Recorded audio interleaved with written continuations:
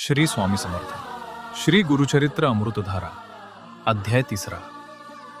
श्री गुरु नामधारकाला सांगतात की जो व्यक्ती मनात संशय ठेवून सेवा करतो तो नेहमी चिंताग्रस्त राहतो.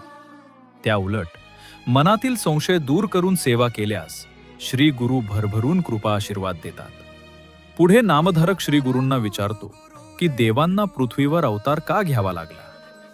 तेव्हा श्री गुरु सांगतात की एकादशीचा उपवास सोडण्यास उशीर होऊ नये म्हणून अंबरीश ऋषींनी अतिथी म्हणून आलेल्या दुर्वासा ऋषींची वाट न पाहता पाणी ग्रहण करून व्रताचे पारण केले. यामुळे कोपलेल्या दुर्वासा ऋषी अंबरीश ऋषींना शाप देणार तेवढ्यात आपल्या भक्ताचे रक्षण करण्यासाठी नारायण वैकुंठातून तेथे प्रकट झाले आणि म्हणाले, मला शाप द्यावा.